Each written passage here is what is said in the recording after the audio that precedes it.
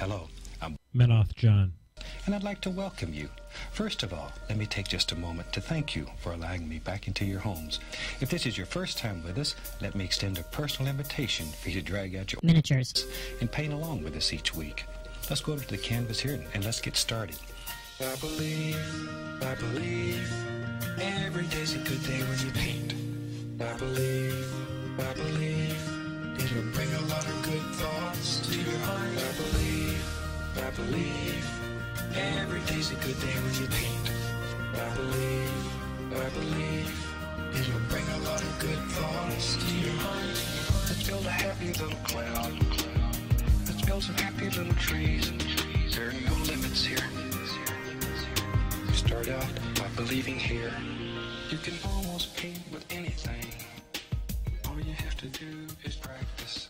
Yes, ladies and gentlemen, all you need to do is practice, because I'm guessing that if we practice this long enough, we will actually get this show to work on the first take. Ladies and gentlemen, this is your Sunday night addiction. This is the Painting with Menoth John show. I'm telling you, it's the greatest day of the year.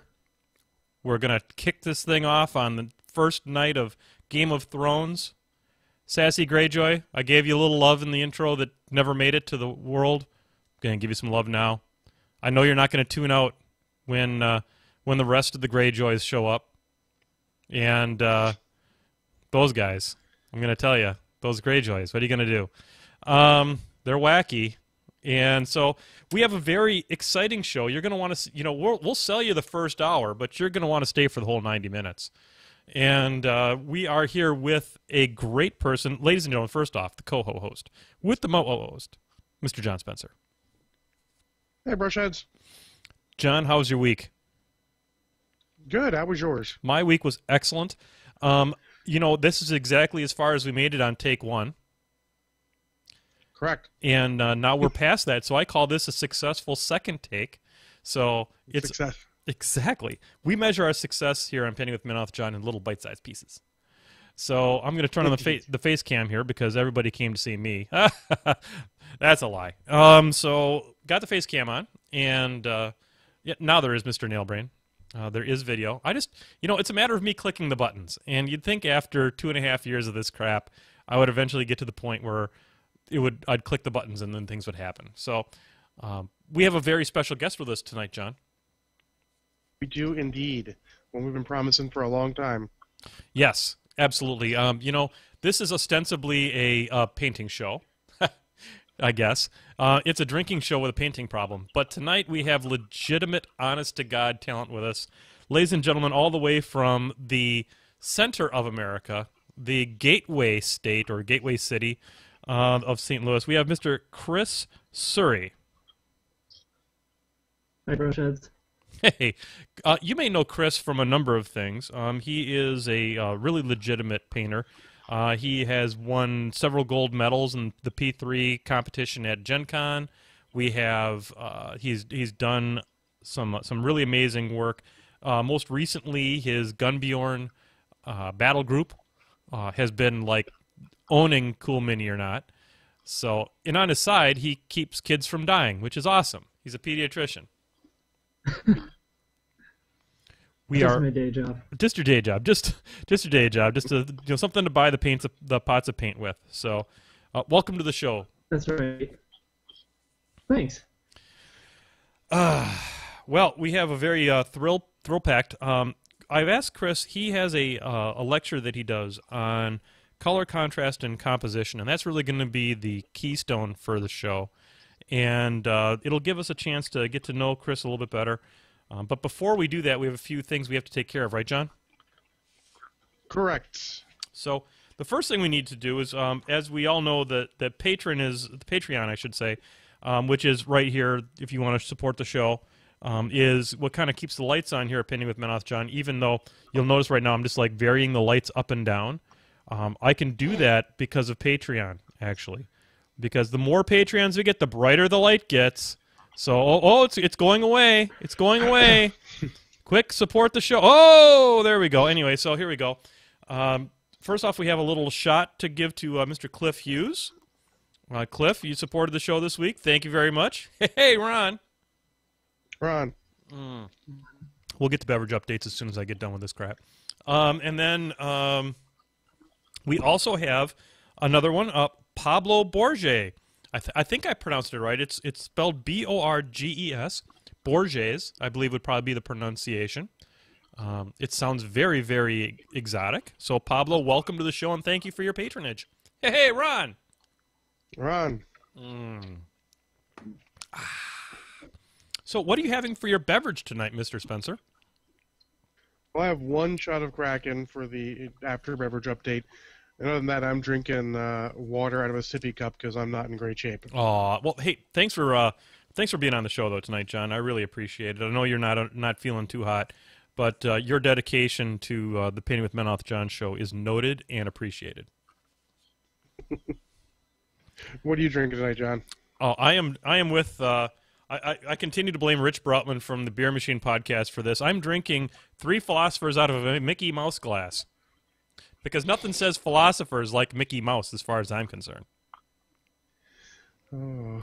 You just don't know where to take the show anymore, do you, John? Well, it's funny that we're both drinking out of Disney cups since mine is Guardians of the Galaxy. Oh, but yours is way hipper than mine. This glass was actually a gift from my sister many, many years ago. And so I figured in celebration of the made-up holiday of Siblings Week or Siblings Day that I would drink out of this. So, Mr. Chris, what are you having for a beverage this evening? I'm actually just sticking with good old-fashioned water.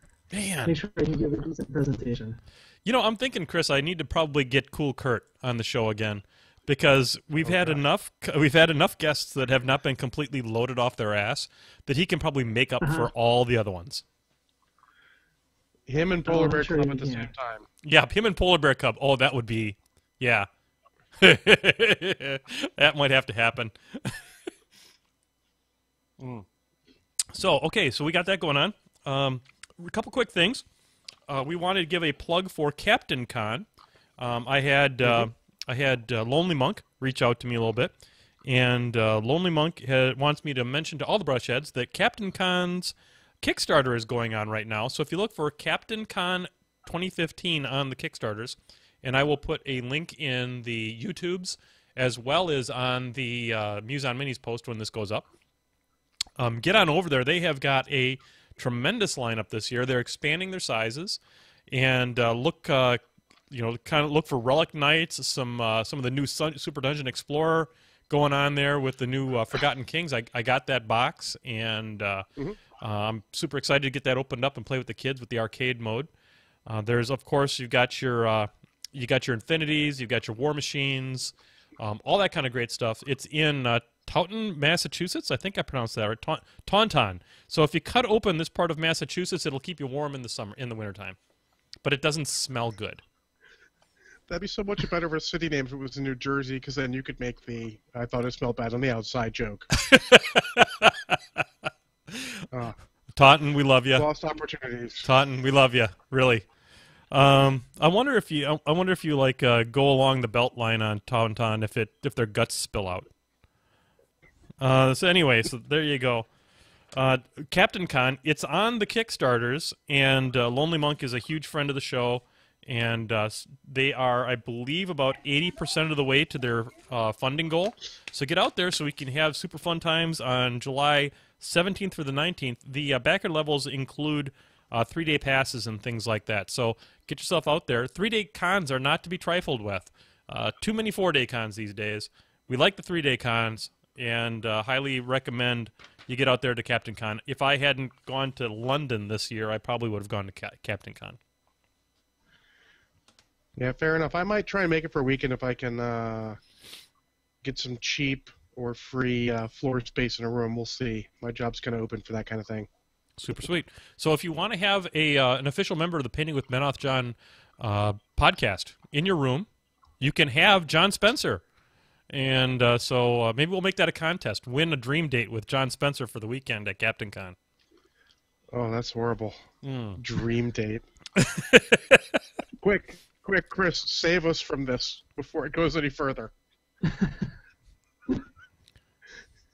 Well, I'll tell you what Chris can't save us from. it can't save us from having to pay the bills here at Painting with Menoth, John. Oh yeah. And that can mean only one thing. That means it's time for a word from our sponsor. Ladies and gentlemen, I'm going to dim the lights for this one. It's actually I'm going to put a little more light on it because we want to make sure it shows up okay. This week has been a very active week on the Privateer Press homepage, and we have with us a very special guest all the way from Signar to discuss some of the happenings this week on in Signar and then on the Privateer Press boards. Ladies and gentlemen, we have Haley of the Past. So, let's talk about this for a second. Privateer Press thinks that they are going to create some kind of a damn model that's going to have me jumping all over the place like I'm like some puppet on the strings. Come out, and I'm going to do my thing for you, whatever you want. Well, let me tell you something. I'm nobody's fool. Nobody puts Haley in the corner. So, I don't know about this Haley 3 of the future. She looks like a serious... I think she's in bed with the enemy. And I'm not sure about me in the future. So, but you can always depend on Discount Games Incorporated. We don't have the rules for this Haley 3, but I'm a little dubious already. So, Haley 3 isn't for me. Let's start a chant. Haley 3 ain't for me. Haley 3 ain't for me. When you want good old reliable, you come here to Haley 1 and Discount Games Incorporated. If you just order me, you're not going to get the shipping because it's like $50 and I'm like $18 or something like that. So you could order some gators or some boom howlers. Probably boom howlers because that's like a Signar unit, right? So just get some boom howlers. So if you add enough of that up and it adds to 50, then you get the free shipping. Now, look at me. Look at this.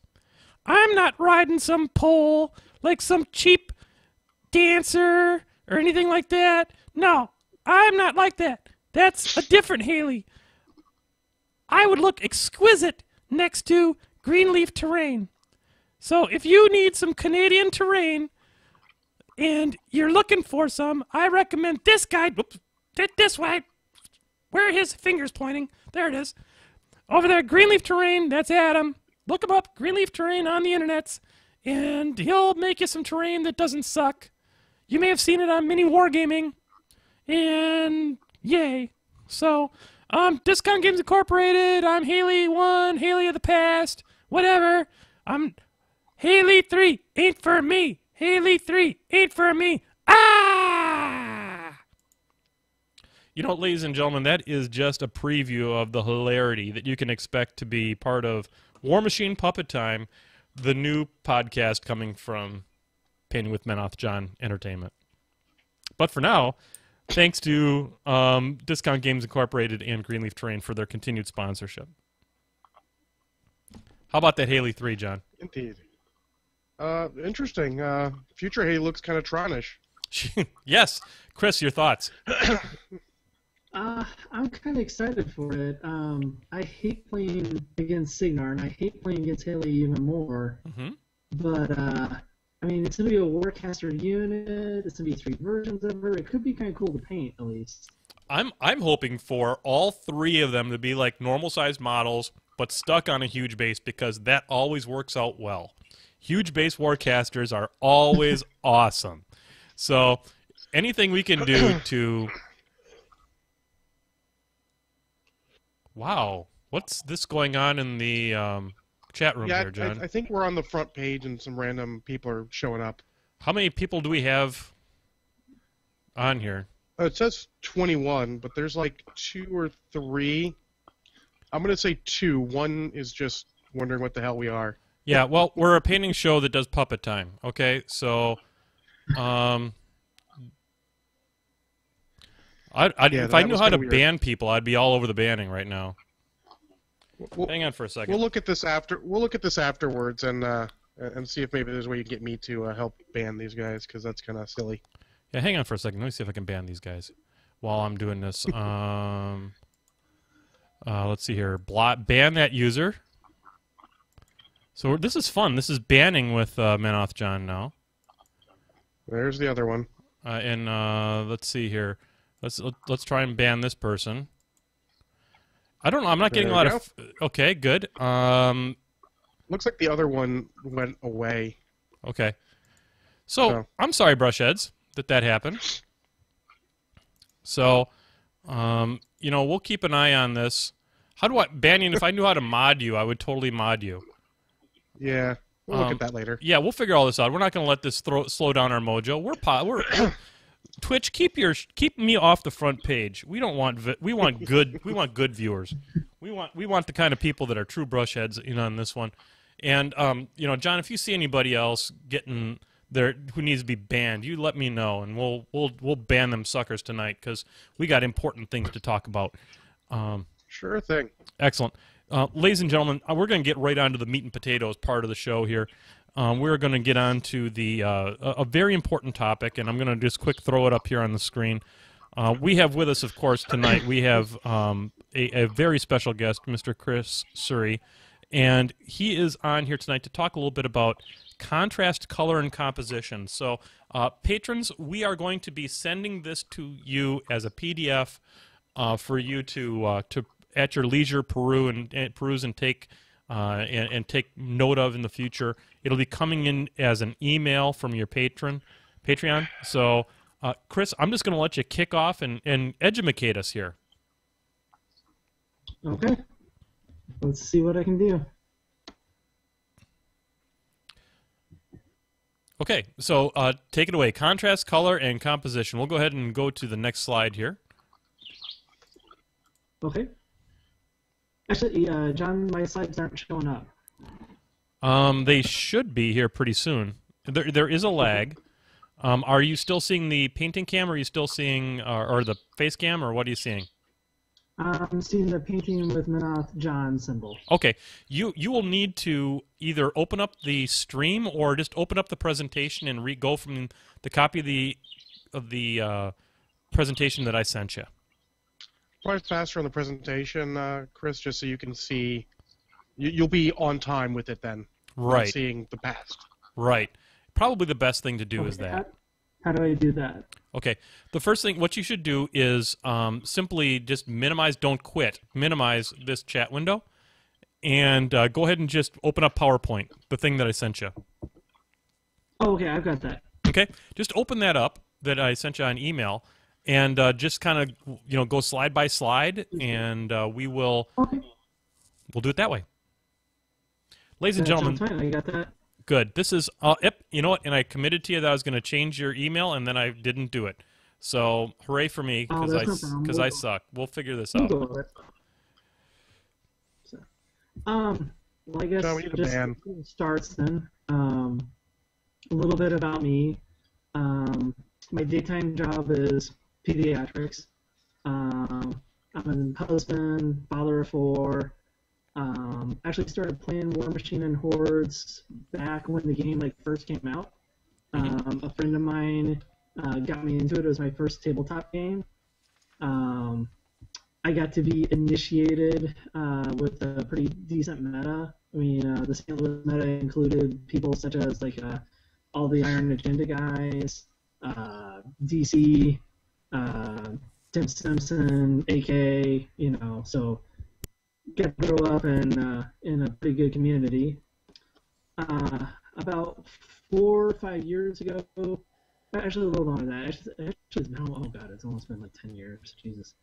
I got out of residency and practice started to take off, and so I started losing a lot of my time to actually go and spend with the guys hanging up at the store on Wednesdays.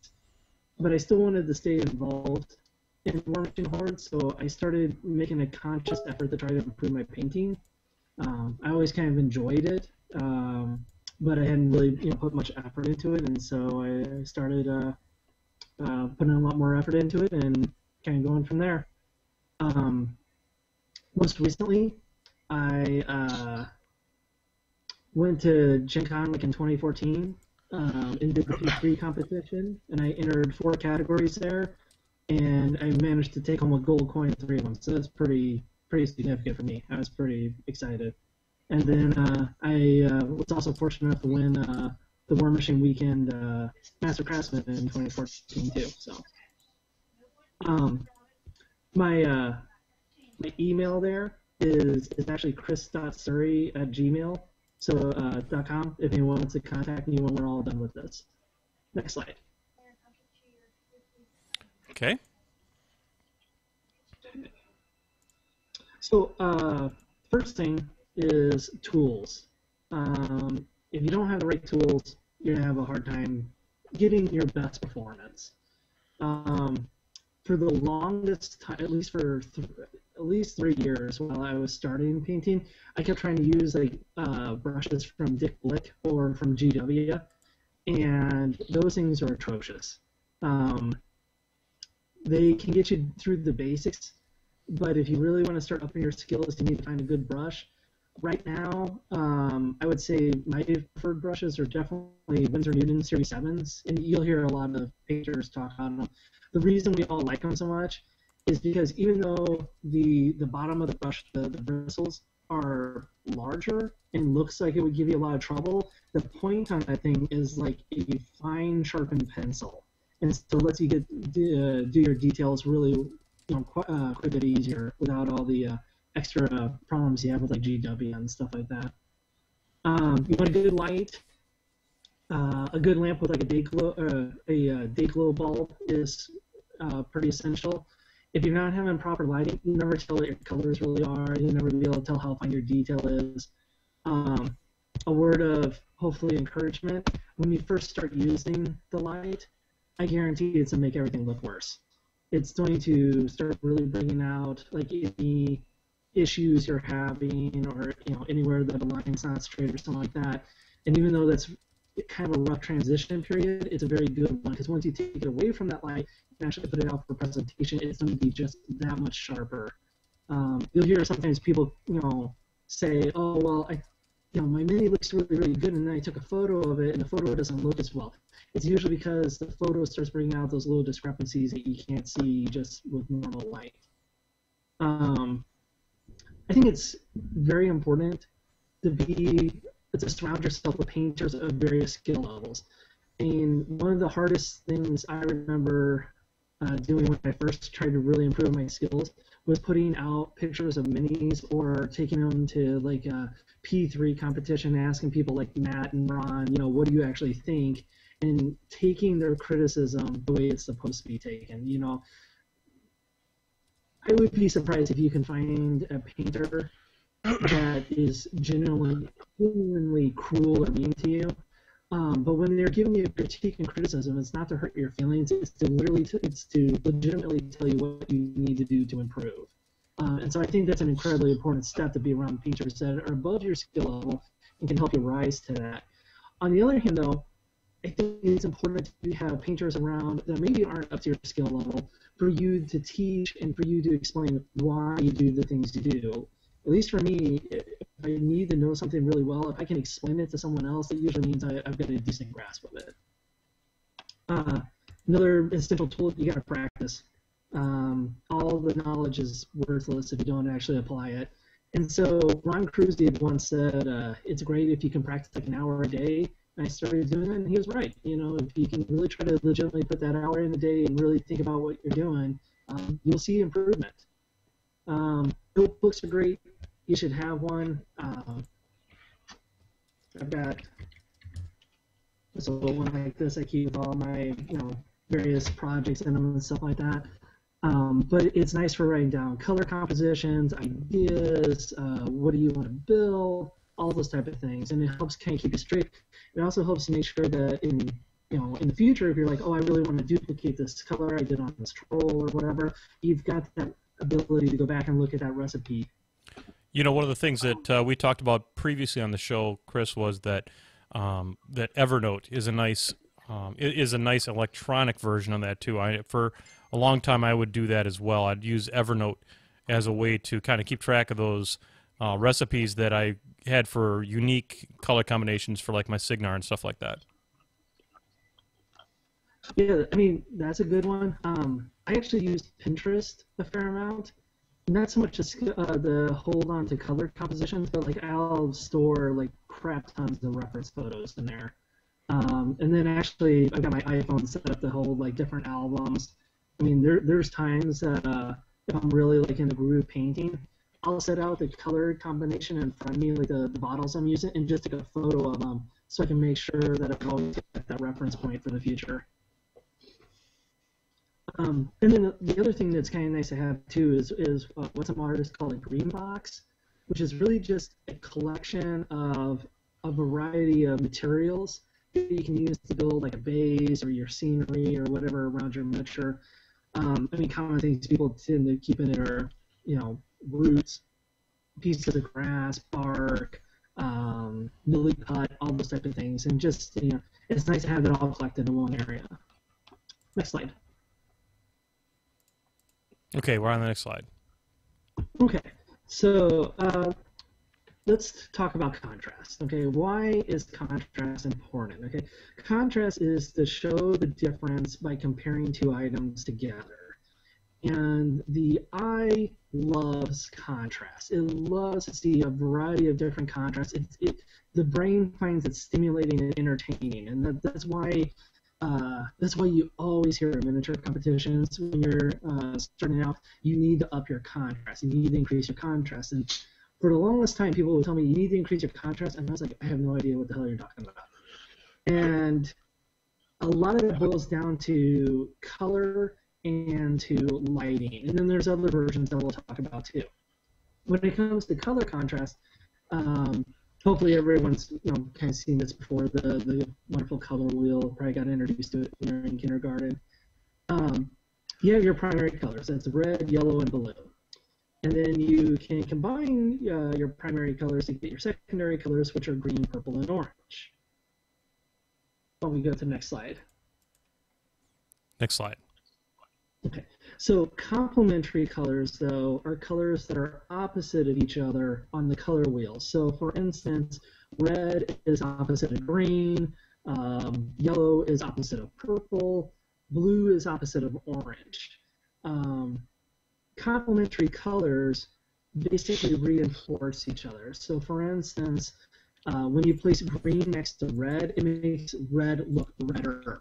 It brings it out, and the eye enjoys that. I can remember a couple years ago at one of the P3 competitions, Andy Walton was talking with me. He showed me a Doom Shaper he'd done. He's like, yeah, I painted up this Doom Shaper and I put an orange cloak on him. And I immediately remember thinking, I was like, well, I don't think an orange cloak's going to work because it's not earthy. The trolls are earthy. It should probably be like green or brown. And then he showed it to me, and that blue skin with the orange contrast just hit home all of a sudden. And it was so much more bright and beautiful looking. The trick is with complementary colors is you got to learn how to apply them in a useful way. Why don't we go ahead and move to the next slide? Okay, we're there. Okay, so the first one here we're talking about, and I want to make sure I give artists all their credit in that. So if you look at the photo here, this miniature, this little diorama is called The End is Near, and it's by W. Bullquartz. Now, what she's doing here is she's using color contrast to make her scene pop. And the way she's doing that is she's using a direct blue-orange contrast in that little girl there with the gas mask. So by using the orange-blue there, she makes the blue look more. She's using the blue to make the orange look more orange, and then the orange makes the blue look even brighter too. And so when you look at this miniature, I mean, yeah, the little girl's in the center, which helps on your focus, but on top of that, she draws your eye to it even more by the fact that blue is right next to orange, and those two colors contrast. Okay, let's move to the next one. Okay, next one. Okay, so the next one is The Hobbit Doctor by Rossman, maybe it's Rossman actually. And in here, he's using red-green contrast. And I mean, quite simply, what is he doing? He's basically using that red coat, and he's putting it up against the green pants and make both of them a little bit more bright. There's also some other contrast he's got going on there. With, for instance, like the table, you can notice the table's got like a greenish tint to it. So between the green pants and the green table, it almost frames the red jacket, which really helps kind of draw your eye there. once again, what is he really doing? He's making the red more red by putting green next to it. He's making the green more green by having red next to it. Okay, let's move to the next one. Okay. We're there. Okay, so then this one is Lost in the Dark by David Powell. And you can't, the picture zoomed in on it to show the contrast we're talking about, but it's actually a really beautiful piece. Up above him, there is actually like this huge spider and cobwebs and everything coming down on top of him. But the whole entire top of the piece is very, very dark and very, very muted.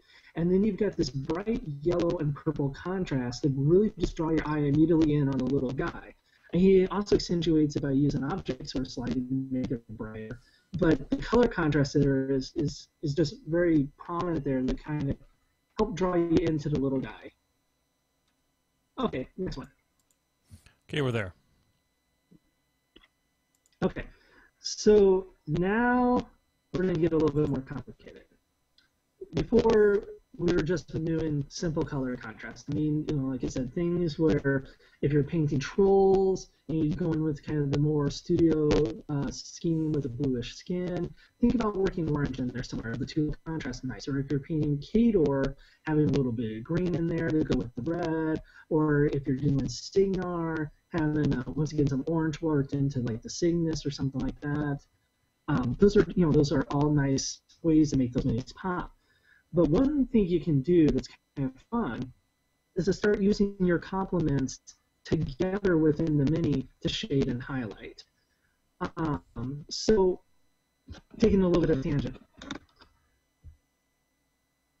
When we talk about color, we refer to color as hue. So hue and color are basically the same thing.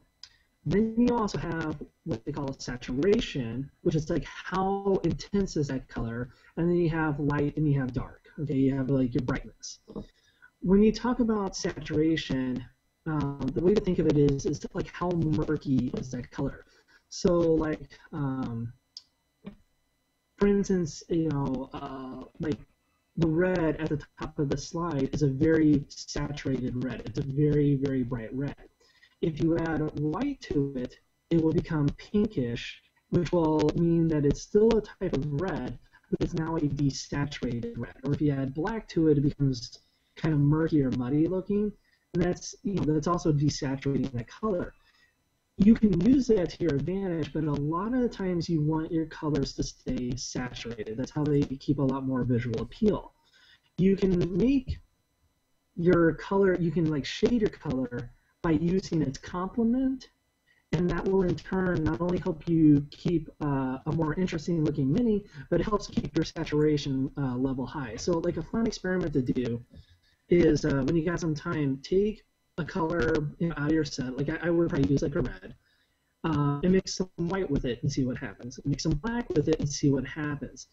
Then try mixing green with it and see how the shade it produces is much more appealing and interesting than just adding black alone. So for instance, in this piece here, which is one of my favorites, it's called Guardian of the Forest by Chris Octave. And so he starts out with just doing kind of a simple yellow-purple contrast. And the upper half of the beast is yellow, the lower half is purple. So you get that nice contrast there. Another thing that we'll talk about in a little bit is that he's also using the yellow. It's what we would call a warm color. And by doing so, it makes it look like he's leaning forward, because warm colors tend to jump out at you and cool colors tend to recede. But you also notice, and if you get in closer on the picture, that in order to shade the yellow, he's using that purple. And in order to highlight his purple ridges, like on those lower abdominal muscles, he's actually using the yellow. And that really helps keep the pieces all tied together and just make it much more visually interesting. These are kind of subtle, but once you start looking for them and picking up on them, you'll notice them all the time, and I think you'll see how they look more beautiful. Okay, let's go to the next slide now. Okay, we're there. Okay, so that's kind of just the rough basics of color. And maybe if you're okay with it at the end, John, I'll give out some ideas of places people can go to find more information, stuff like that. But there's definitely a lot more in-depth you can go into color and how to use it to make your mini bright in that. But in continuing with contrast, the next level of contrast, or the next point, is light and dark contrast. And when you talk to most judges, especially when you're first starting off, and they're like, you need more contrast in your piece. If they're not referring to color contrast, then they're definitely referring to light-dark contrast. So, light-dark contrast is probably the most common when you hear that there's not enough contrast to it. To achieve a great light-dark contrast, it is to put a very, very bright color next to a very dark color. You can see this a lot of times when you see people do things like non-metal metallics, object source lighting, zenithal lighting, or directional lighting. So to kind of go over those a little bit. So non-metal metallics is when someone paints an item to look like metal. And what they do there is they still use like a color paint, like usually kind of a blue or a gray or something like that, and then they deliberately go very high on the contrast, on the light-dark contrast, with a very bright white and a very dark to make it look reflective, and that's what makes it look like metal. You can definitely apply this to true metal metallics and use like a metallic paint by working in like really dark deep colors into your shades, and it will have a similar effect. Object source lighting. So most of the time when we talk about lighting and miniature lighting, we think of the light as coming from directly above the mini, basically shining straight on down. A really easy way you can kind of start to get this concept is you can take your miniature and go outside and prime it, and people prime it in all different colors. I tend to prime in black usually, but once I'm done priming in black, I'll take my white primer and I'll put it directly above the mini and spray downward, and that will start coating the top of the mini in white. And even a lot of times now I'll kind of move around it and spray different angles to highlight different areas, but that will help bring up zenithal lighting for you, this idea of light coming from the top. In directional lighting, the light is coming from a specific direction, like a sun setting or maybe a torch or something like that, but it's a little bit different than object source lighting because there's not the actual object on the item. If you want to see a pretty cool example of like directional lighting, Matt DiPietro did this piece called Arthur for the Massive Voodoo competition. I think he did it in 2014, and I think he took second with it. And it was a beautiful piece of like this robot painting on a portrait. But the very cool thing about it is when you look at the lighting on it, you can tell the sun is setting on the from the miniature, and then when you look at what the miniature is actually painting, it's painting the sunset. And so that's just a nice kind of trick. When you talk about object source lighting, you're talking about the actual thing on the mini itself giving off the source of light. So if we look at the Battlefield piece done, it's called Benji by Roman Lampert. You can see there how he's got kind of that glowing orange yellow light right there. And just kind of going harking back to what we were talking about earlier, you can see on his shadows there, he's used like a blue color on the shadows, so it complements well with that orange light that he's got going. For non-metal metallic example there, we've got Banshee with his Iron Man bust. And once again, what has Banshee really done here? If you look over the mini, it's really about putting very bright brights next to very dark darks. Like especially if you kind of look over the shoulder pad there, he's got almost black right next to the white. And that's what gives it that metal effect, even though there's no metallic paint on it at all. What's interesting about this one for me, Chris, is that I, for the longest time, have looked at this Iron Man bust, and it doesn't look like a mini to me.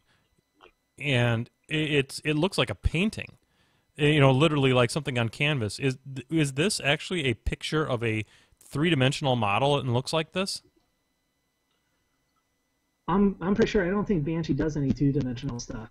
Wow. I mean, when it comes to like some of the top artists out there in the world today, Banshee is sitting in that group of top 25 at least, if not higher. And the guy is a phenomenal genius when it comes to painting. Other high-level painters go to his classes. That's how good he is. Oh, that's amazing. Yeah, there's actually, for anyone that wants to search for him, there's another version of this bust, the Iron Man bust, and it's done by a gentleman named Bohun. And he has it very, very similar, but Bohun is known for his articulate little freehands. And so he's got his version done, and it looks like it's been through war. I mean, it's got 1,000 miniature little cuts and scrapes on it, and every one of them is just highlighted perfectly. It's a very beautiful piece. Beautiful. Okay, why don't we move on to the next one? Okay. Warm and color contrast. Okay, so since I gave this presentation back in Warmachine weekend, I have definitely spent a lot more time working on color theory and on contrast. I mean, I think a lot of painters, when they start off, I think we're all the same. I mean, I think actually all painters are the same. Everyone has the same struggles and stuff like that. But I think when we first start off, we're convinced the way to get a great-looking mini is to paint, like it's all technique. Like if I two-brush blend everything, this thing will automatically look fantastic. Or they think if I layer correctly and I do those right, that will make everything perfect. And that is definitely part of it. Your technique, your execution has got to be good. It's got to be spot on if you're wanting to do really, really well. But understanding contrast, color theory, picking your colors is probably just as important, if not actually, I would wonder if it's more important now. I think it's James Wapple. I'm probably pronouncing his name wrong. But he's a very well-known painter, does a lot of commission type stuff. Yeah, Wapple, I believe, is the correct pronunciation of his last name. That's probably it. I'm horrible with English. That's why I became a doctor, not an English teacher. But he was recently on a podcast, and I remember him talking on there that he had learned to technique first, then things like color theory. And he also was wondering if color theory and composition should really be your first step, and I think he could be right.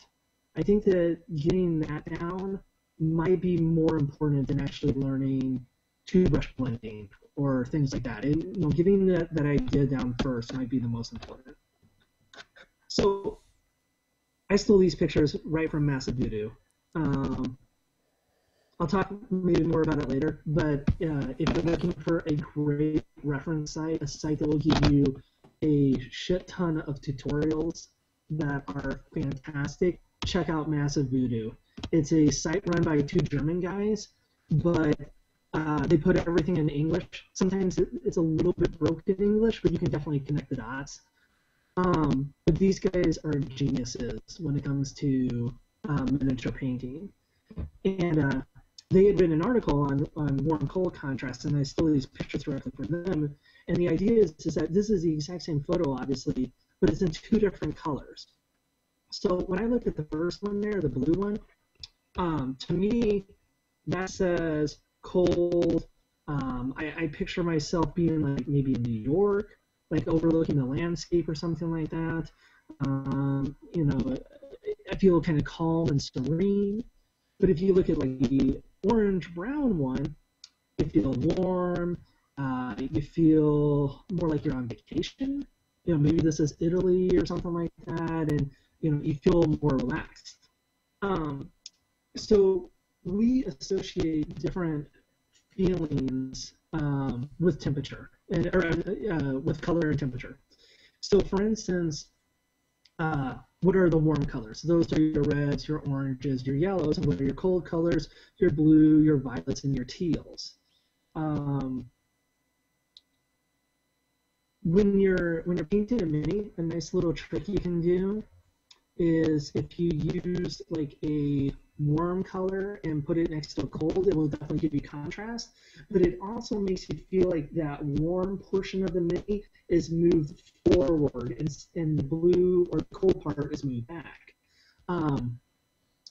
Dallas Kemp, who's a phenomenal painter, I know was working on a Butcher 3 a while back, and he was talking about how if you look at that model, he's got this red upper armor and everything, and so it's a warm color, and it kind of moves him forward. And so I know he painted like his legs and his pants a darker color. I think he went with like a dark blue brown or maybe a blue green or something like that. But it makes the legs sink backwards, which then in turn moves his torso forwards in our mind's eye, making it look more aggressive, like he's charging you, like he's jumping out at you. Okay, let's go to the next one. We're there.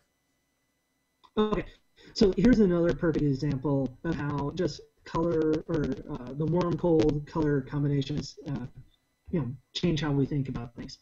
So, the first one there is Kruger. It's by Privateer Press, and they use dark greens, earthy tones.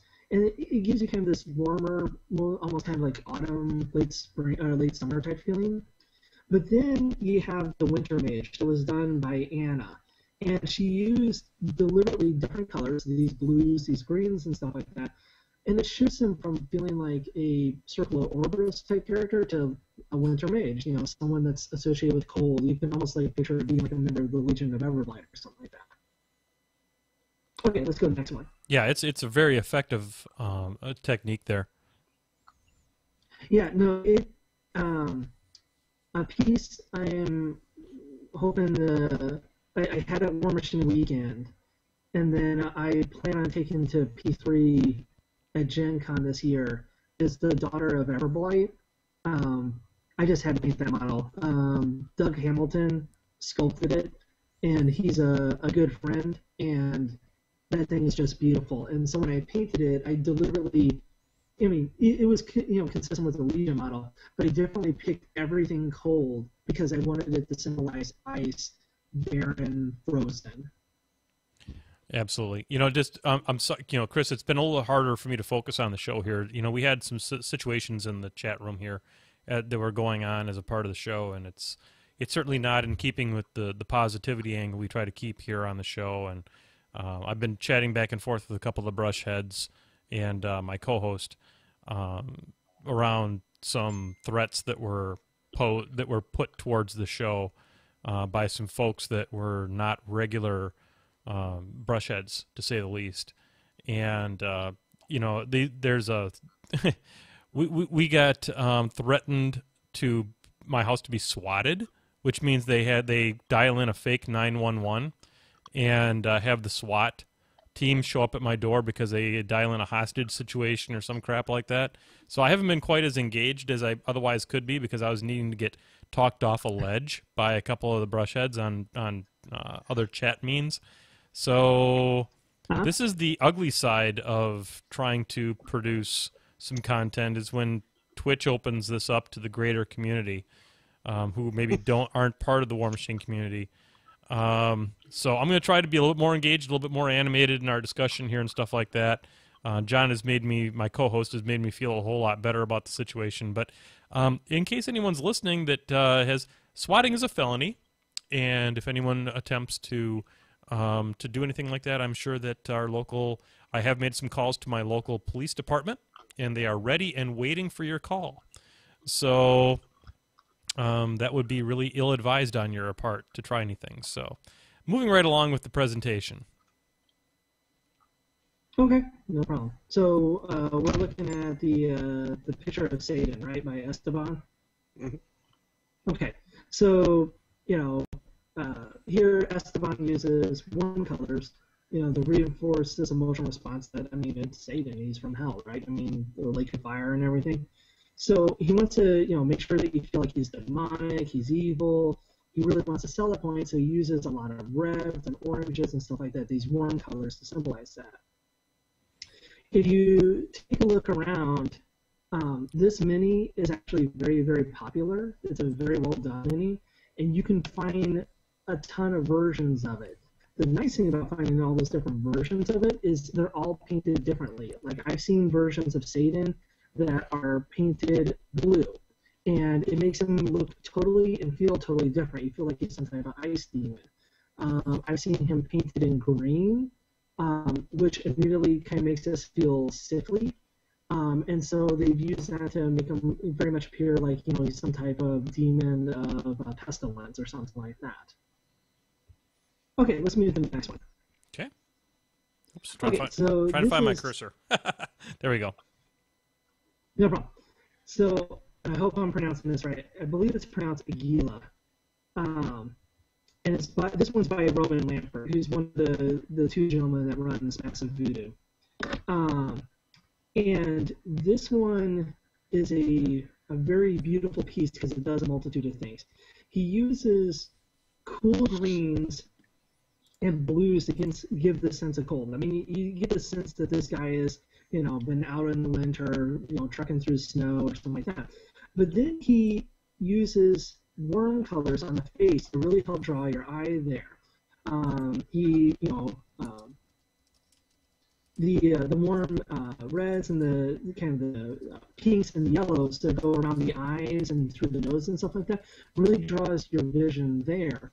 And it gives him the sense of like anger, strength, or defiance. You know, like either he just beat someone or, you know, he's yelling against cold or something like that. You know, what's interesting about it, Chris, is that, as you pointed out in the presentation, because it is framed in that dark and then you've got those warm colors right around his face, they talk about things funneling perception into a specific point, but this is really stark. The way, and that was not a Game of Thrones comment by any stretch of the imagination, but it's amazing how effective that is. Yeah, Roman's just a fantastic painter. I mean, he's incredibly skilled, one thing I've read lately that I'm interested in trying on something in the next month or two is artists started talking about taking like the head and breaking it up into 3 zones. Zone number 1 is basically like, say, at the eyebrows and higher. Zone 2 is basically the eyes and the nose. And then zone 3 is everything under the nose through the chin. And what they do is they take their base color, like whatever their skin tone is, and for their highlights on the zone 1, on the upper one, they use like a yellow with it, because it's supposed to symbolize sunlight shining down straightly on the forehead. Then for zone 2, the middle of the face, they use like a little bit of a pink or red, because that's where most of the vascular stuff is on the face. Yeah, it makes sense. Then they use like a bluish on the bottom because it's a little bit colder, more drawn away from the sun, and then it also plays very well into male figures because it almost automatically starts giving you like 5 o'clock shadow and stuff like that. Super effective. Okay, let's go to the next one then. We're there. We're there, Chris. Okay. So next one is texture as contrast. Okay, so we've been talking about how you can use colors and a sense of warmth and cold and stuff like that to give yourself contrast. You can also do it by the style of the painting too. One big thing, like really kind of right now, there's a lot of push, I think, in miniatures to add contrast to your pieces with texture. People like seeing like the warjack that's not fresh off the assembly line, you know, things that are beat up, have some rust on them and stuff like that. And that's what people are doing with that. And you can actually use that to your advantage to add more contrast to it. So I forgot who did this piece. It's a historical one. But if you kind of zoom in on it a little bit, you notice that he's got a ton of different texture all over. For instance, the leather kind of coat that he's got on is full of like little nicks and, you know, dents and stuff like that. But then you compare it to his cloth, like his uniform there, and that's a lot more clean. And so it gives you that texture contrast. you can create random patterns on your models very easily by using things like sponges. You can use like what they call a stippling brush, which is basically a brush where the end is like shot to hell, and you just kind of like dab it straight onto the piece. This is you like to do this for things like leather, fabric, paint chipping, and stuff like that. Some nice fun things you can do. So for instance, like if you take like a piece of the blister foam that comes with the minis and just randomly tear it, you can dip it in some like dark brown paint or a little bit of black even. Kind of dry it off so it's almost to like a dry brush consistency, and then randomly just kind of spatter it onto your warjack, and it will start giving it like little dents and dings and stuff like that. If you want to take that to the next level, then at the bottom of each one of those little dents and dings, you take your highlight color and draw a very small, delicate line. The line of the highlight should definitely be smaller than the size of the crack above it, but it will start giving you this 3D appearance that it makes the chip look real. Another kind of fun thing I've just learned within the last month or so, and recently applied it to one of my Earthborns, is when you're painting leather. I used to be very meticulous about it. I would try to get nice blends on my leathers and then like mess them up. And I saw some articles done where basically they roughly just put the brown on there. You can just get your basic tone on there, and then they deliberately just start stippling and sponging the shadows into it and the highlights into it, and then going through and just highlighting a little bit. And it makes it look very authentic, very worn leather, and it's incredibly so much easier to do than to take the time to actually like smooth it all out. Nah. Okay, let's go to our next one. Okay, we're there.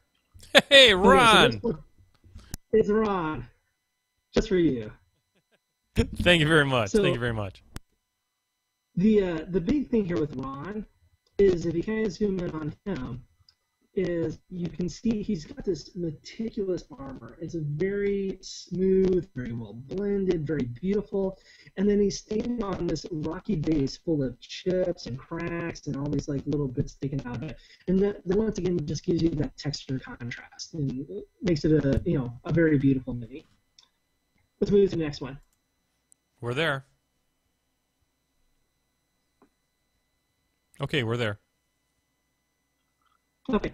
And so then this one is called WOG, and it's by Emu Studios, which is if you're not familiar with Emu Studios, you should become familiar with Emu Studios. He's a fantastic painter. He actually built the whole entire armor on this orc. The orc itself was sculpted by a friend, I remember. The armor was pretty much all built by him. But once again, it's all about the chip paint and texture that he adds in there, and then you kind of contrast that with the skin, which is much more smoothly blended. Okay, let's move to the next one. And we are there. Matte and gloss as contrast. Yeah. So I forgot to send you the picture for this one, John, which is probably somewhat fortunate. The one picture I had for this is a miniature called Spud, and it's this god-awful looking, infantile, alien-looking thing with a very dry, matted skin, but they gloss varnish the eyes, so the eyes become very, very noticeable.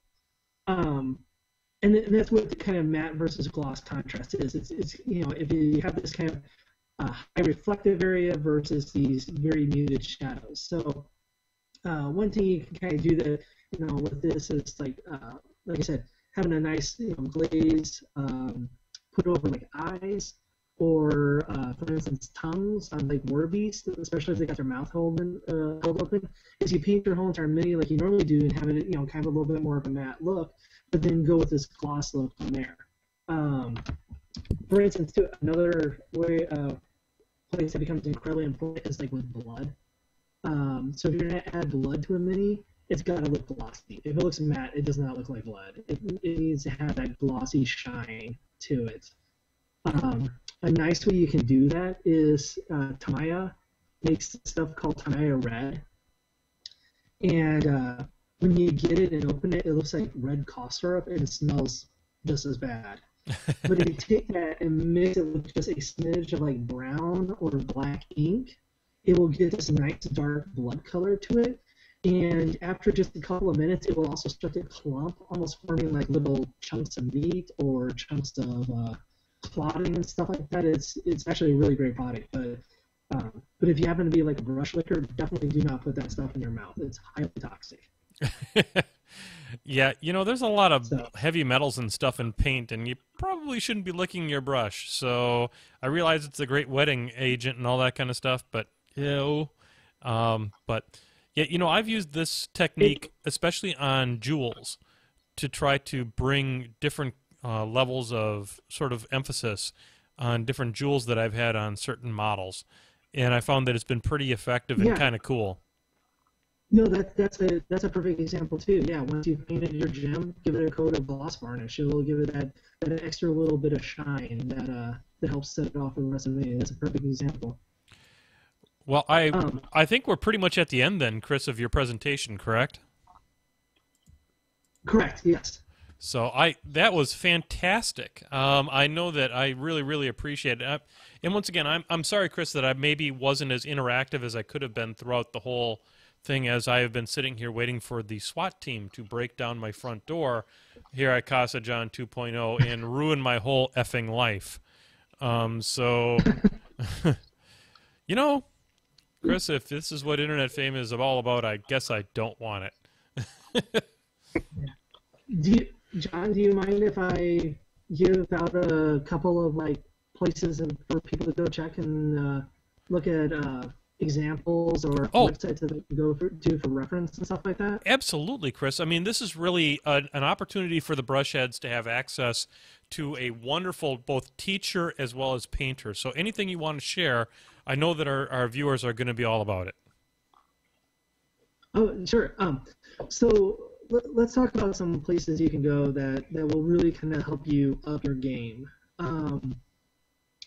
I know he didn't originally come up with the quote, but he's the one that showed it to me one time, or he posted on Facebook one time, and I just took a real liking to it. But Ed Burrell one time put up something about, what was it? That you don't have to necessarily be good enough to get what you want out of something. It's that you have to recognize like the taste. Like you have to be able to recognize what's different. And what I mean by that is like you gotta start training your eye to pick up on like the little nuances. Why is this piece so much more beautiful than this one right next to it, even though they're the exact same thing. So some places you can go to do that, like Cool Mini or Not, is a fantastic website for that. The only downside with Cool Mini or Not is that when people put projects up on there, it's open voting to everyone, which isn't necessarily a bad thing, but sometimes artists put things up there and they get rated low, even though they probably really shouldn't. Like, for instance, if someone put up like a picture of, let's just say like a Troll Blood model, and they painted it all blue, or not blue, all green instead of blue, like the classic scheme. There are sometimes where you see those models rated lower, even though they're beautifully done, because people are like, well, that's not what the studio scheme is supposed to be. Another website that's really phenomenal is called Putty or Paint. It's a website of artists, and it's very much like Cool Mini or Not. Anyone can go to it and look at what's on there, but you can only vote and post projects on there if you've been invited to do so. But I mean, you've got the top miniature painters in the world posting on this site, and they put up things that are just phenomenal on almost a daily basis. It's a very nice website. It's also kind of fun too because you can go through there and you can search projects based on what you're going to do. Like recently, welcome back, Shane. I needed reference for like snow. And so I just typed snow into their search engine, and it came up with like roughly 20 or 30 projects where snow was involved and stuff like that. Massive Voodoo is that German site I was talking about earlier with Roman Lampert. That's a great site. It's full of tutorials. I mean, they must have 60 to 100 tutorials on how to do a variety of things. It's from the basics to things like how to create slime or drool, or how to build a base, or even how to put your composition together, like how to put an idea together and make people appreciate it. In a similar vein, you've got another group called Painting Buddha. That's with Ben Comments and Mate. Ben Comments is the guy that recently just took second place at the Crystal Brush for this beautiful diorama he did with like an orc pirate, and it actually produced smoke and all this other type of crap. It was fantastic. I think there's a lot of room for special effects. I really do. I think I've seen some amazing special effects added to models, and the craftsmanship there, while it may not necessarily be with the brush, it is certainly a craftsmanship nonetheless. Oh, I agree. I think I've gotten to the point that I think the most important thing is the story. What does your mini kind of tell, more so than sometimes even like execution and stuff like that. Yep. And he's just a fantastic storyteller. The only little downside to Painting Buddha is, I mean, they have a YouTube, and they have free tutorials on there that you should definitely check out. I mean, they're fantastic. They have this very unique system where they have one camera on the model, one camera on the person, and one camera on the palette at all times, so you can see kind of everything going on. But if you want to get the most out of it, you can pay on the site for a yearly subscription. Maybe it might even be longer, and you get access to additional things. Like recently, they did a Signar adventure, and they took you through the whole entire thing from priming and airbrushing all the way through base composition and like adding rust, and it was very well done. Cool. Yeah, and then a couple other ones that are probably worthwhile. If you look on Facebook, Steam Powered Painting is a good site run by Nathan Polian. You got 50-Foot Robot. That's a great site. That's run by Dallas Kemp. And then you've got Red Modeling Painting run by Ashton Holbrook, who's a phenomenal painter too. So, I mean, those are all good things to check out too. Yep, that's fantastic. Appreciate all those resources, Chris. That is some amazing information for us. And man, I certainly appreciate you taking the time. I know you were a little nervous in coming on here and giving your presentation for the Brushheads, but I think, as you can see, they're a good group until we end up at the front page of the Twitch goddamn page. Wow. How the hell do these other channels deal with that? That's what I want to know. But thank you so much, John, for jumping in as a mod. I will mod you each and every week on this channel from now on during the pre-ramble. That will never happen again. Yeah, absolutely. Man, that was rough. One more research real quick, John? Yeah. One last one. Can you guys see that? Yeah, Figopedia. Figopedia. It's a new book, roughly a month old, produced by Figon Miniatures. They're from France, but the book's in English. This is his first, and he's going to be doing other ones. But this one focuses fully on just light and shadows and color theory, and it is well worth the money.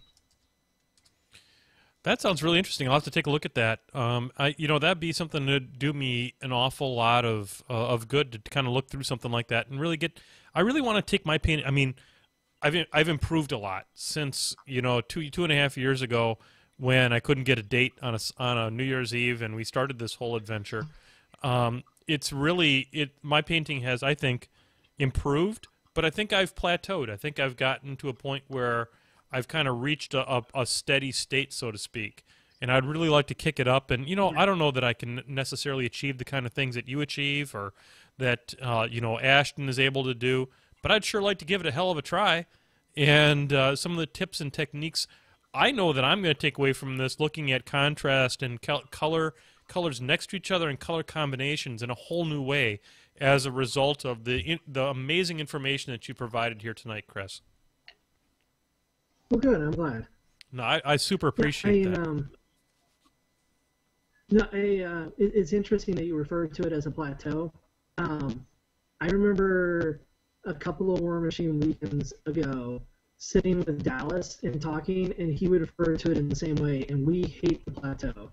The plateau is like you hit this state, you're okay with it for a little while, and then you realize you're not progressing anymore, and it drives you insane. And sometimes it takes almost like a revolutionary jarring to make you break out of that plateau and then move to the next level. Like I think like 2 years ago, I was definitely on a plateau, and sitting down with some people, they're like, well, how are you highlighting your green? I'm like, well, I'm adding like white to it. They're like, try adding yellow to it.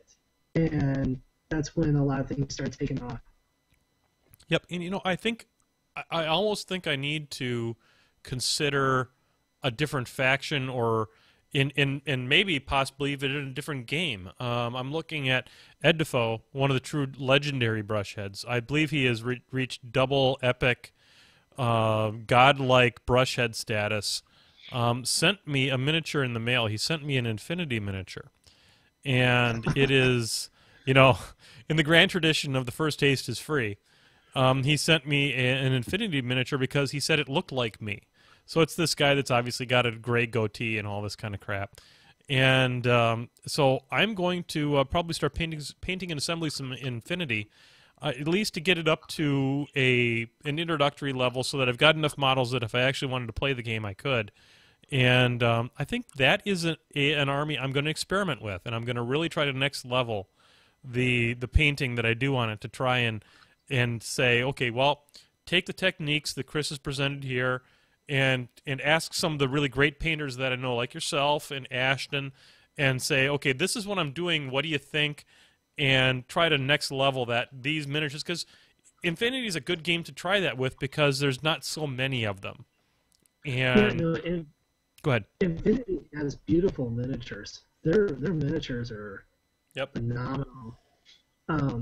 There's a guy named, and I'm going to get it wrong again, but it's Angel Guiraldez. Heraldez. Yeah, and he recently just put out. Yeah, he recently just put out A to Z Miniatures. It's a book that he did on Infinity. It's a good book if you like color recipes. It's not a lot of theory. It's mainly here's how step 1, 2, 3, 4, 5, 6. John, say something so you come to the front. Yeah, I've got the book. One of my buddies ordered multiple, so I picked one up.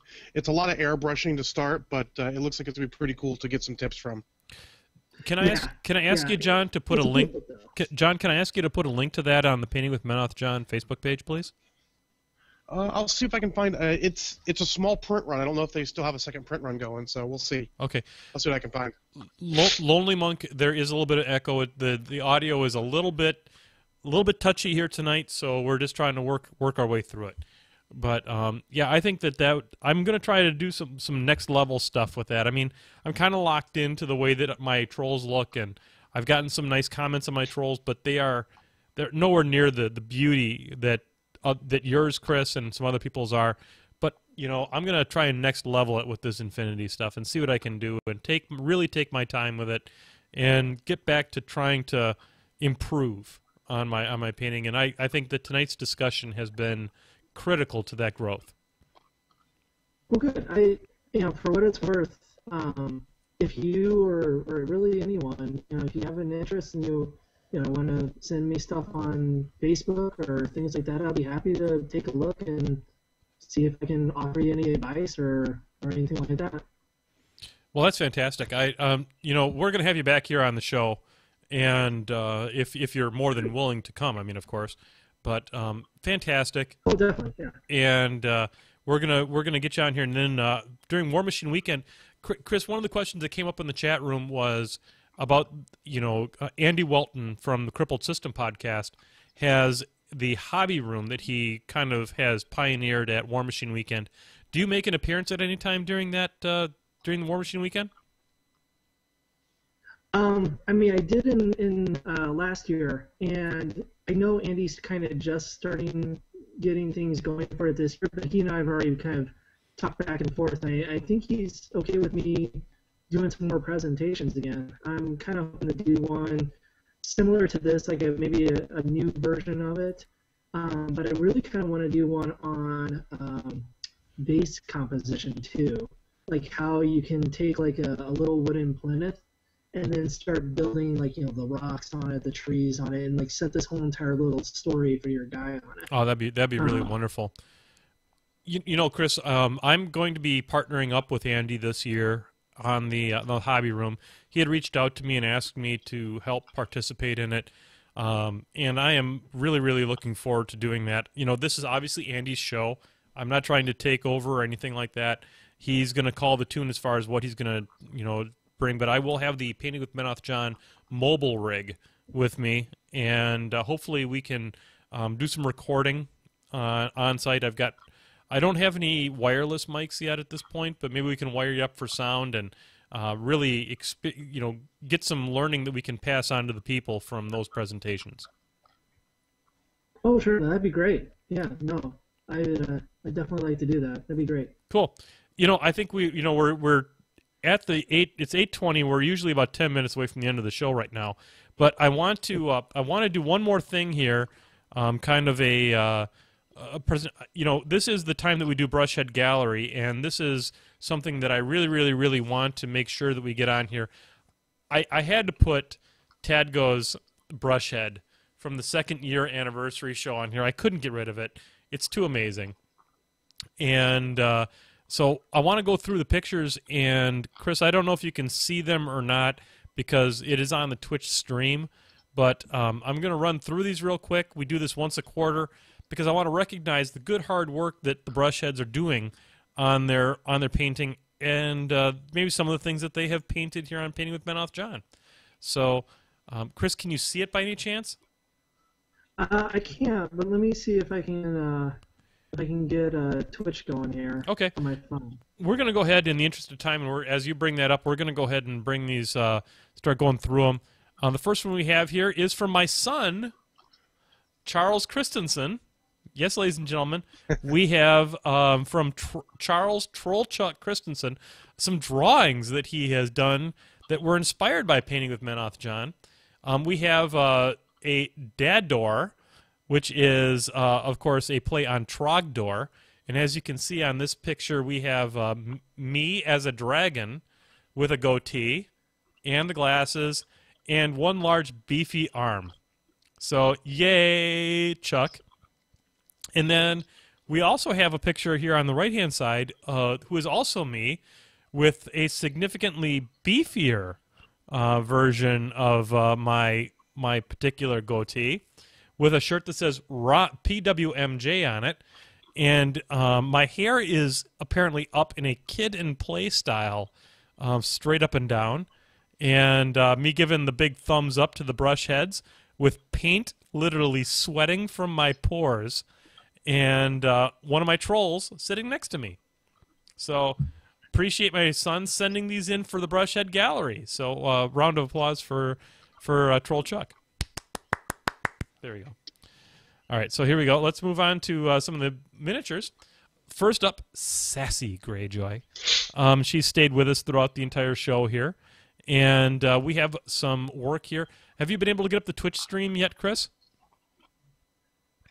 I've got the Twitch up, but it's got a little bit of a lag. So I'm looking at your son's wonderful drawings at the moment. To say that Twitch has somewhat of a lag is one of the great understatements in all of internet history. Yeah. So these are here from Sassy Greyjoy as they come up. We have some Bane Thralls, and anyone that would field Bane Thralls should feel bad about themselves because they're a bad person. But if they want to field one of these flying bone jacks, I forget even what they're called because I haven't seen one on the table before. They should feel better about themselves from taking one of those. Scavengers, thank you. On the next slide here from Sassy Greyjoy, we have a melange, if you will, of the fabulousness of Crix with the Satixus, which anyone that fields Satixus should feel bad about them being a bad person, and a Signar long rifleman. Is that correct, John?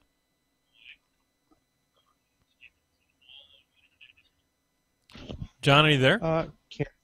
I'm here. I just can't see it yet. Okay. take care of something. You know, not only does Twitch send in threats that you're going to have your door broke down, but they also are extremely laggy and shitty. So there you go. Oh, let's see. It is. So we got some long gunners, but that one long gunner that looks like a rakish kind of a lad is there with the Satixis, and can you blame him?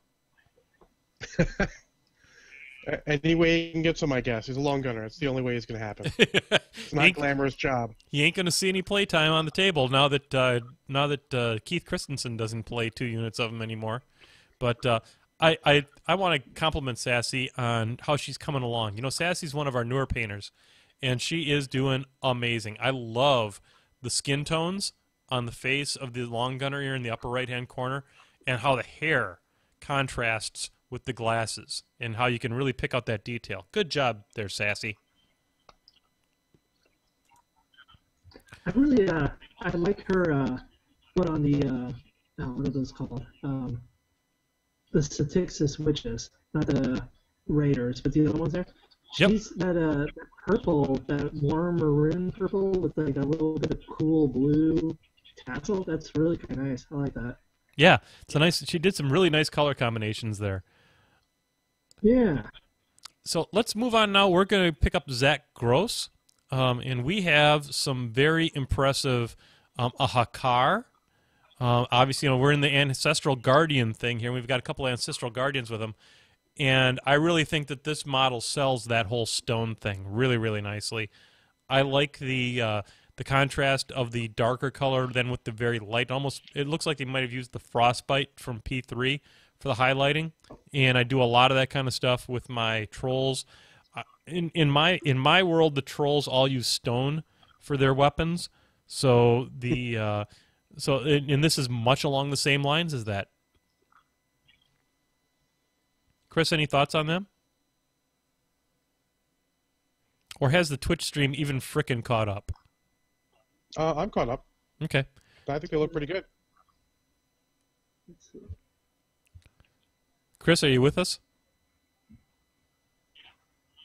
Okay, Chris may be experiencing extra long St. Louis style lag.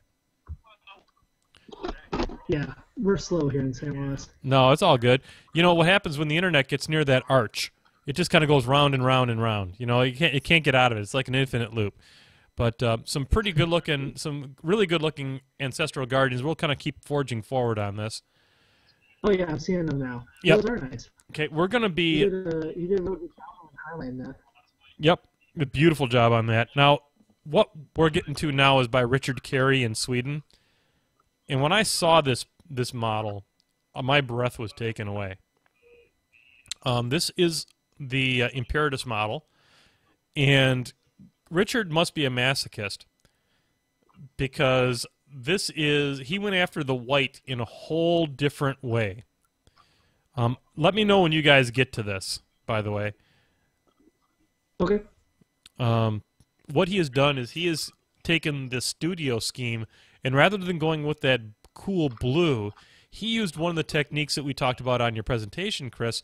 He went with a warmer color. He went with an orange-yellow. And let me tell you what, this is the most beautiful Imperatus I think I've ever seen. Yeah, it's very cool. I can almost tell where you are, Chris, as far as the stream is concerned, because I can kind of hear it in the background. And it's pretty amazing. Sorry, I'll turn it down here. Yeah, no, I just got the Southern Imperatus. That's nice.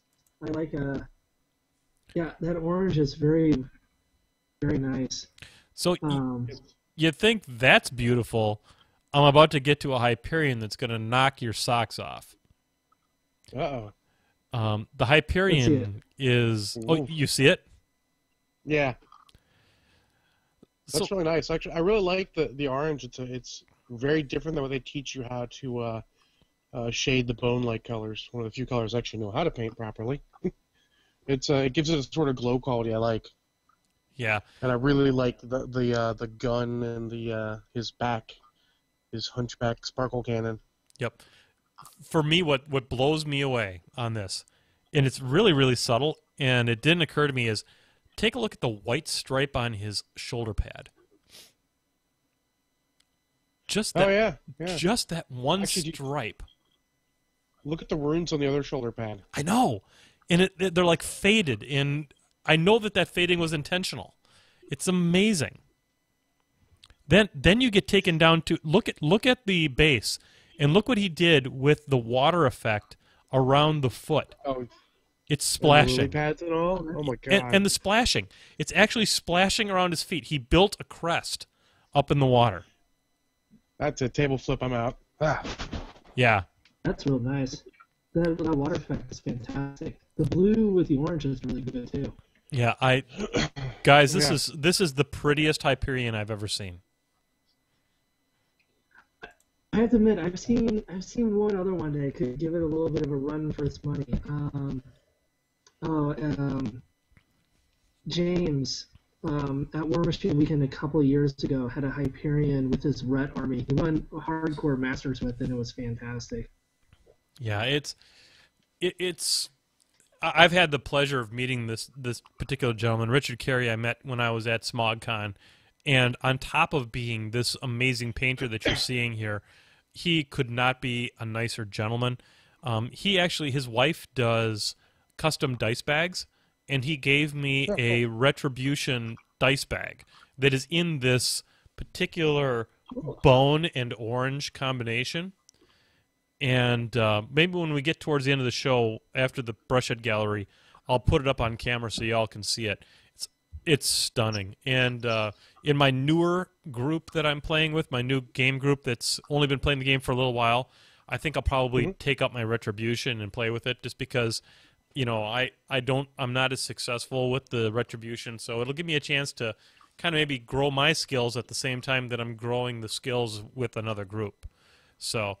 And this is his storm wall, and what can you say?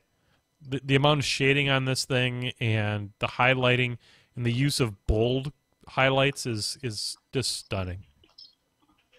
It's painted in a very Games Workshop scheme, and it actually brings out part of the model very well. This is what you'd see them paint one of their Space Marines or something, and it's done very, very nicely. And that's not easy. I know. I've painted those particular colors together, and it's not easy making them look really good on some of those long, flat surfaces, like around the big guns. Yep. So now we're going to get over here. We got the next one up on the list here to talk a little bit about is Joel Archer, and he presents some Legion here.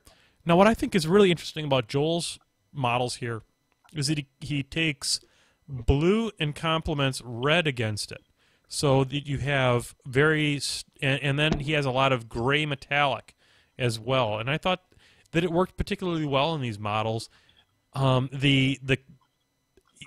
I might think is that as you look at the veils, they have a lot of red dress against the very gray of the rest of their armor, and sometimes, and this is just a very slight criticism, sometimes that draws me away from their facial features, and I'm not sure that was exactly what I was going to say. That's maybe not the effect that I was thinking he was reaching for. So, Chris, is this a situation where the brightness may have been applied in an opposite scheme? Oh, I'm just now catching it. Okay. Let's take a look here. Okay, so what is that? Ravagore? Below the red.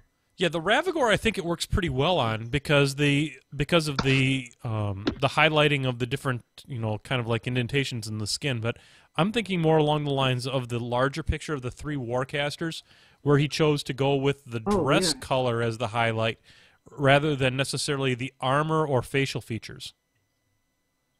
Yeah, no, I think it's a nice effect. It pulls your eye downward. Because that's bright and the rest of it's kind of like these more neutral colors. What could be kind of nice is if we did something that kind of maybe bring a little bit more out in the faces. But I do like how the red contrasts with like the blue, like under her whatever the Oculus and that's pretty cool too. Oh, I think the blue helps bring you back up on those two models. I think the Lilith really needs something to try kind of frame it better, trying to draw your eyes back up, because I keep looking at that leg and that cloak. It's where my eyes naturally go. You know, Exactly. and I'm not trying to draw criticism here. I'm just saying that this is something that it's probably was intentional. You know, it's probably like, don't look at me, don't look up here. You don't want any part of this. Yeah. Just pay attention to the dress. Nothing to see. Don't worry about it. There's probably a little bit of metagaming going on in this.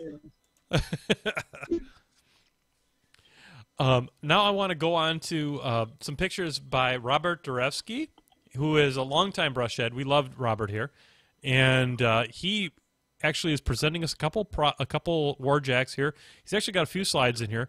We're going to need to pick up the pace here a little bit because we're at 8:30 and we have literally 15 more slides to go through. But here we have. Yeah, but you know what? We got to do this. We got a little Rocinante action that he painted during the Puppet Time episode with Advanced Maneuvers, and then we have a very lovely behemoth here. Really love the highlighting on the reds on the behemoth. And he's stomping in the mud. It gives a very muddy look for that base. Yep. I actually like that. It's different. Yep. You know what it reminded me a little bit of? Peanut butter. If your peanut butter's that brown, I think you shouldn't eat it. But yeah, a little bit. Very good, very good. We're going to keep on moving along here. We got some Vlads to take a look at. And, you know, in this composition, we have Vlad and a single warjack, and I think that's appropriate. That's about all you'll ever see with him, to be honest. Exactly. So here we have shoulder padded Vlad, Vlad 1, and he's ready for business. If ever there was a model that screamed for a resculpt, Vlad 1 is the one that screams for a resculpt. And but he does a lovely job with this. The highlights and the really deep dark colors that are on the outsides of it, I think are really, really good. Yeah, absolutely. I like it a lot. It's kind of simple, but it works very well and kind of fits his background and theme, if you will. Yep. You know, I think that that Ashton mentioned, old school Khador, and that's some strong medicine right there. Old school Khador is probably the best Khador.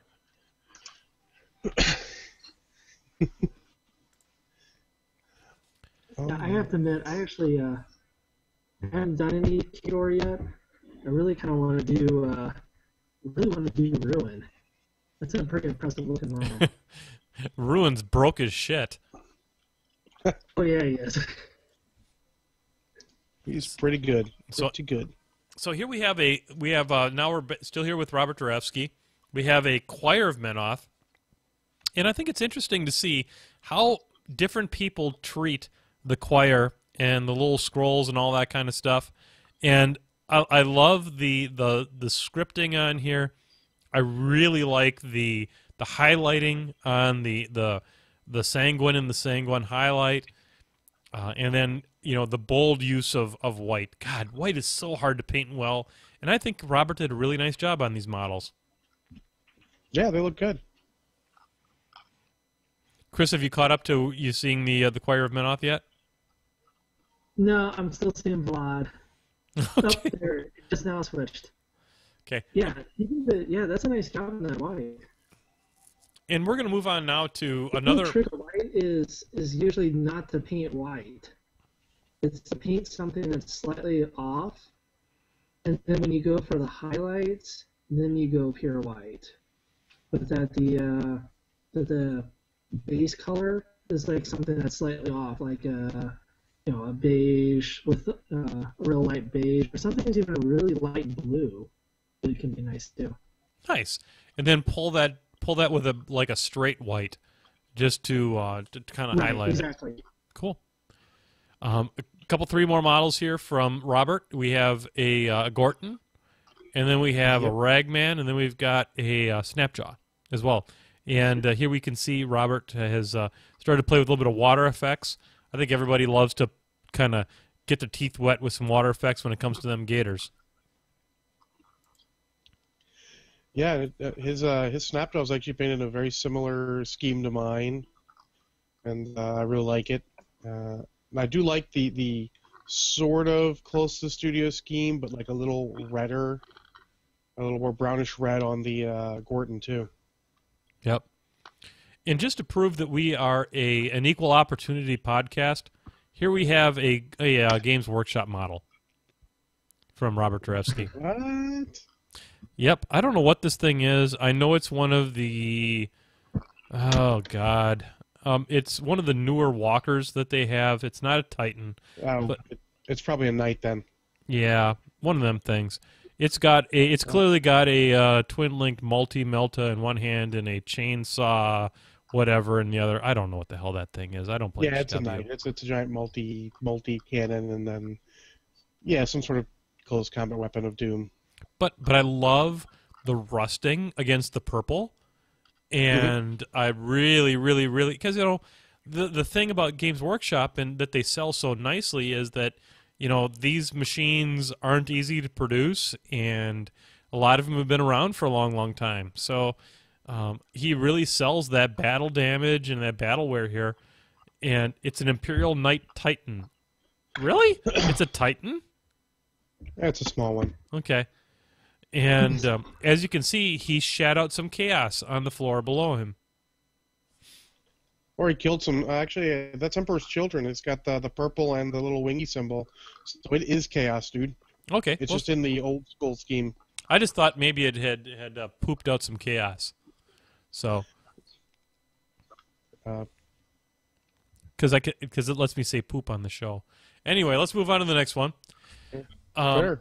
So this is from Chris Taylor, and this is his Legion army, and it's he says he takes some flack for this particular army because he says it looks too Disney, and that it went a little too Frozen for some people, and I'm going to say a pox upon those people because I love this. Now, Sassy Greyjoy, I know you must be jumping for joy on this one because I've seen some of the stuff. You're doing some glittery stuff on your bases, and I've seen it. So this has got to be right up your alley. Oh yeah, she's going, wow, those are beautiful. So exactly, this is a very Frozen sort of a take on it. I believe those are some Dragonforge design bases he's got them on, and those are some beautiful purple and teal and orange and all kinds of, the only thing I would want to do when I see these on the field is I want to kill all these models.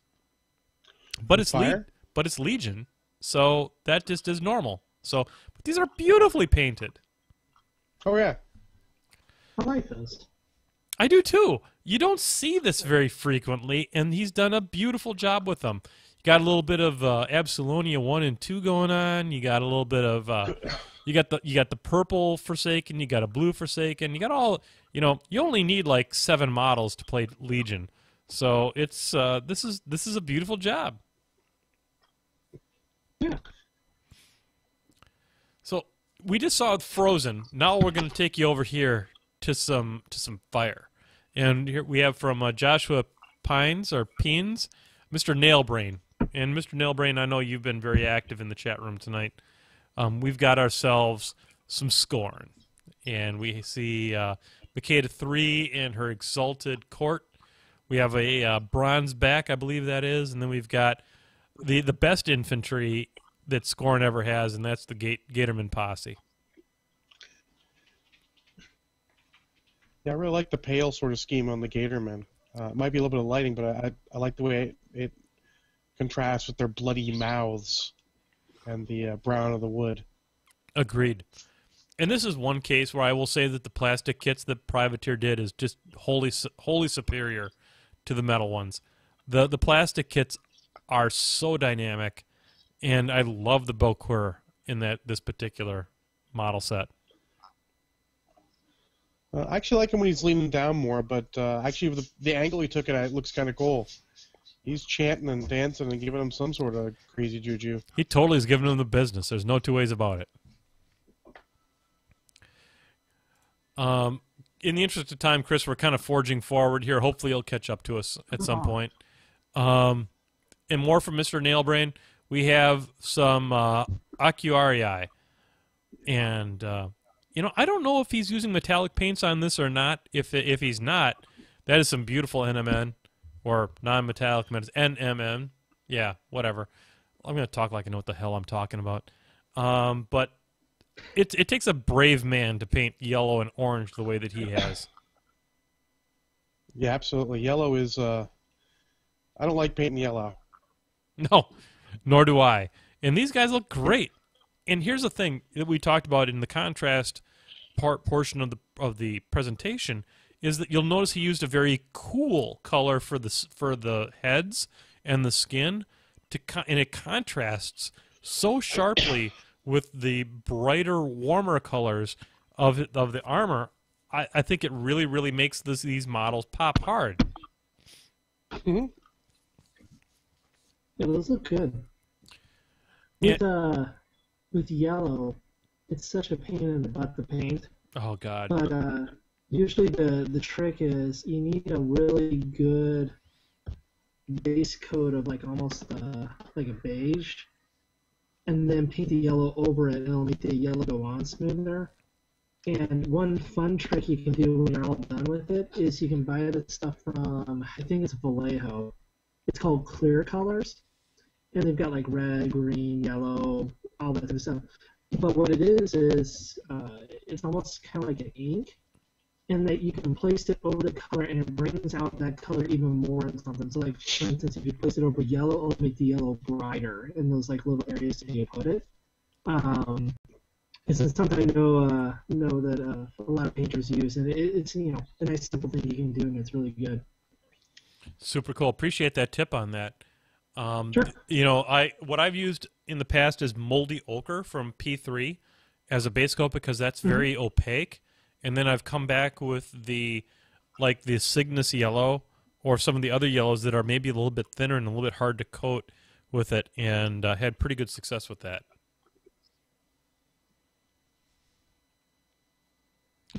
Let's move on now to Barry Holmes, Rave Bomb. We've got his we got his Retribution models up here. Ladies and gentlemen, it takes a strong, brave person to paint white, and he has gone with with more or less the studio scheme. He's taken his own sort of interpretation on the studio scheme, but I love the way that he has, first off, delineated each of his models on the bases so that you know who is what, because it's obvious he's got a little Viros 2 Griffin spam going on, and sometimes that can be a little bit hard to keep track of on your war room. A little tip or trick that I do is that on my bases, behind the mid, I always mark my arc markers so that I know where my front and my back and my exact front is for charging. But what I'll do is I'll add little tick marks. If I've got multiple units or multiple of a single model, like I will start taking and putting like 1 mark is the first axer, 2 marks is the second axer, 3 marks is the third axer, and so on and so forth. So that, because War Room goes ahead and puts 1, 2, 3, 4. That way I know I'm putting the right damage on the right model, and it doesn't necessarily upset the look of the model by having little tiny tick marks on the base. Yeah, absolutely. These are some very beautiful models from Barry. They're maybe a little bit, and I think that this is absolutely just a function of the way that I translated the pictures over from the mail that I got it, that they're a little overexposed. And I frankly, I apologize, Barry. I didn't have time to go in and actually do much of a color correction or an exposure correction on these. But these are just beautiful. The white is a very, very challenging color, and I like how you contrasted it with the warmer greens and yellows and browns that are a part of this.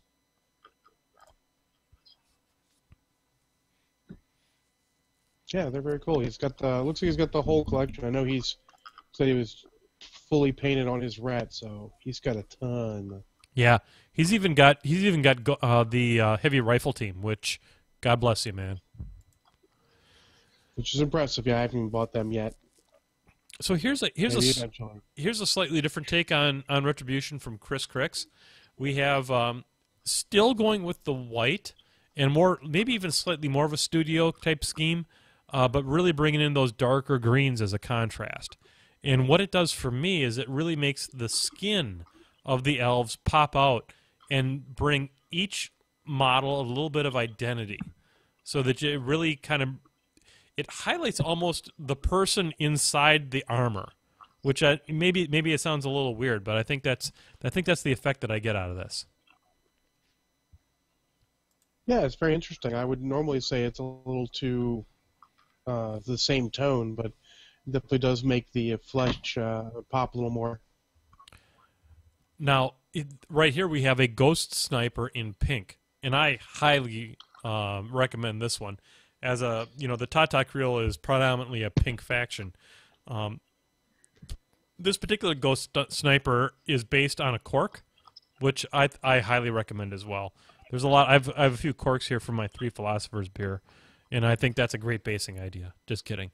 But the highlighting that he does is just fantastic. Yeah, it's very good. I definitely like the way that one looks. A whole army like that would be truly impressive, but it would look very interesting on the table. Let's say. Yes, it would. But that pink that he does, if the whole army was that pink, it would not be that. It wouldn't be that eye-shocking, good and plenty pink.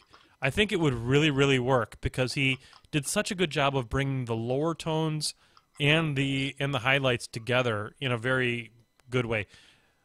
John, I had to put some pictures in here from Bonzi. You have to. Yeah. So I put some Signar in here from Bonzi. Bonzi has taken and has adopted that yellow on that on that Centurion, and that is not easy. There's probably 400 coats of yellow on that particular yellow. He does a beautiful. It looks really good there. It looks really amazing. The light blue and the dark blues. He does a beautiful job of painting that. The highlighting on the stupid gun mages from Hell looks beautiful. Although I love the eyes on the dude on the UA. He's going. That is some personality in that model. Let me tell you what. And then yes, it is. And then I would kill to have these boom howlers, but it makes a lot of sense. It makes a lot of sense for a Signar player to have really excellently painted, I should say, mercenary models, because honestly, those might as well be in faction. And as you can see, Bonzi has had the same concept I've had with the stone axes for trolls. Are they stone or are they just metal? Looks like they're metal. I thought they were stone. I thought he went for more of a... Well, I can see both. Especially you look at Boomhowler's next to the guy next to him. It sort of looks very similar to the metal on his armor. I am going to say that they are stone because that fits in better with my earlier comments and therefore makes it more valid. But I think you're right. They do look metallic. So, excellently. Excellent. He can't defend himself in the chat room because he can't get it to work today.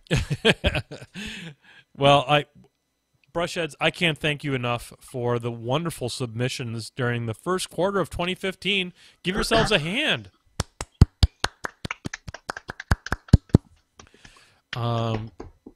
You know what? We've been prattling on for almost 2 hours now, John. Yeah, we have. Chris, I can't thank you enough for being a part of the show. I think we should probably drop a bullet in this episode. Okay. We are going to have some wonderful shows coming up. I will publish the calendar of upcoming guests. Chris, thank you so very, very much for being a part of the show. And on my behalf, I want to thank the Brushheads for being so amazing. It really shows what wonderful fans we have of the show that, when we had some of the negativity that showed up early on in the show that we recovered from that. And we continue the show because of the great contributions of wonderful fans like we have. And I'm very blessed. John, your thoughts? Absolutely. Absolutely. They handled it pretty well. No one sort of got into a shouting match. No one really tried to egg them on or anything. And we took care of it pretty quick. So, yep. Good stuff. Brushheads, I'm going to send this message out to y'all. If we have situations like this that ever happen in the future, let's get a hold of John Spencer, and he's going to be a mod for life, and let's not engage these people. Let's just kind of, let's take the higher ground. Let's take that positivity that we are famous for on this show. And John's going to take care of him. You don't worry about that. He's got the green He's got the green sword of doom now. And we are going to we're gonna make sure that people get taken care of on this. And I'm just really blessed that I have such wonderful folks. Chris, appreciate your contributions and your coming on the show here tonight. We've got some great stuff coming up in the next month, folks. We are programmed out to mid-May on this show for guests. We got DC coming up. We got the Girls of the Screaming Heretic coming up. We've got all kinds of shenanigans heading down the road. We got the Will Paganis coming back to the show. Going to talk a little bit about the hot happening things at Asgard Games. It is fantastic, and we're going to continue bringing the positivity and the hobby content and the hardcore casual. We are going to John, did Malorian get a hold of you as far as did you get that model sent out to him? They just got it in stock. I'm going to get it sent out this week sometime. Okay, great. So for Dowdark and for Malorian, watch those boxes. Those mailboxes. We're going to send that stuff out. And John, just let me know what I owe you, and we'll send that money down the line. So, yeah, no worries. On behalf of myself, I got to get the music queued up here because we are way over on tonight's show. We're going to get this up over here, and we'll press all the magic buttons. There it is. John, when I hear that music come up, it's something special. It really is. My spirit animal, Bob Ross, got a little bit of the interlude going on. So, ladies and gentlemen, on behalf of myself, Chris Suhre, Mr. John Spencer, on behalf of the whole Twitch universe except those asshats that showed up early on in the show, ladies and gentlemen, this is Menoth John. This is your Sunday Night Addiction. We are Pinning with Menoth John. Good night.